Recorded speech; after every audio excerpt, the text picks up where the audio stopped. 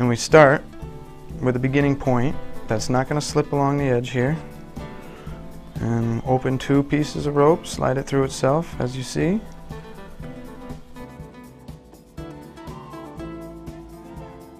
You should have 4 ropes lined up like that, right at that splice, and back through one more time.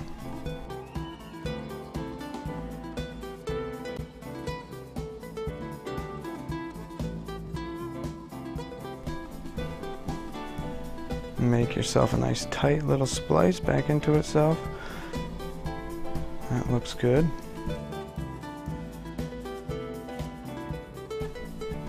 And let's simply cut this off, splay it out a little bit, make it look like a head of hair, and then we melt these hairs down, preferably with a hot gun or a shrink wrap gun.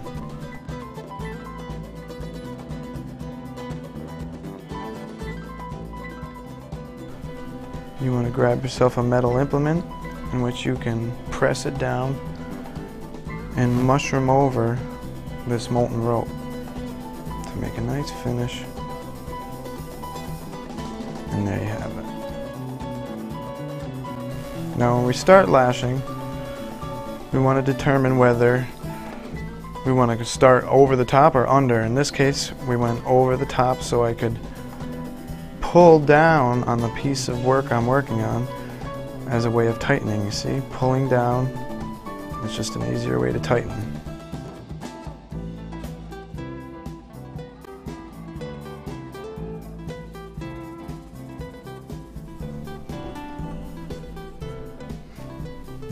After 4 or 5 or so knots, we want to put a stop knot in to keep this rope from sliding backwards or ever unraveling.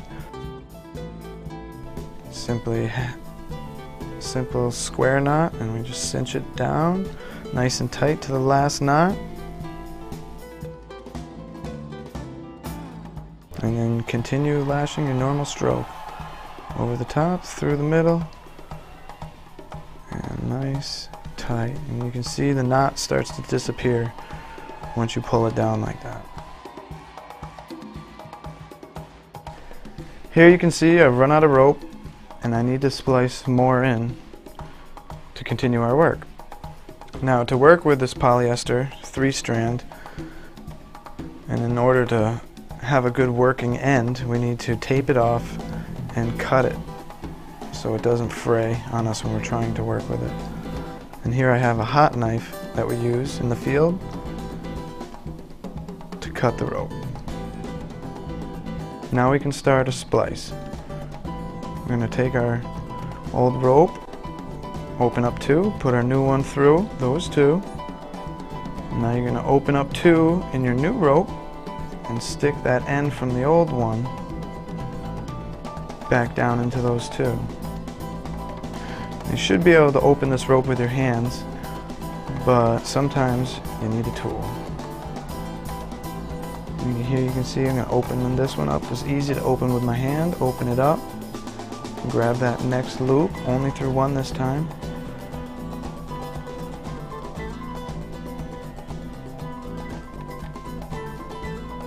And we're going to push it right back through, cinch it up nice and tight.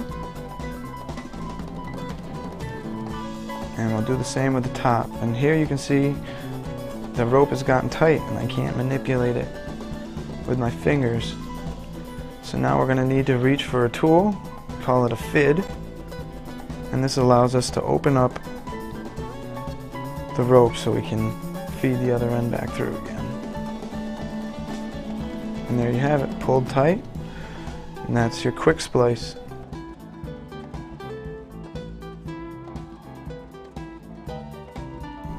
Once again, we're using the hot gun to melt down the rope and to give a nice finished look.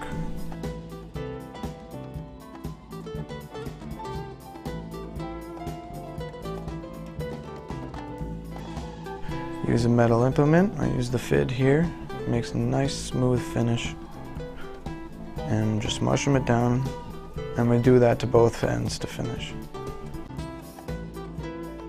And now we can continue again Keep on lashing down. We're going to terminate this. This is how we would stop it. We made 2 knots close to each other, and we're going to terminate it with the stop knot. Make your square knot, cinch it down to your work.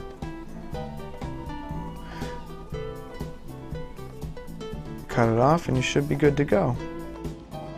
Ideally, when you terminate, you want to terminate in a place in such that it won't slide along the work or ever be able to unravel. Just as we began, we used a pole.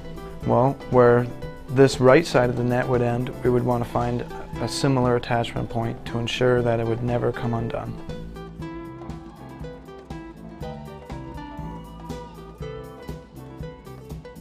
And this is how you would lash a cargo net in a simple application.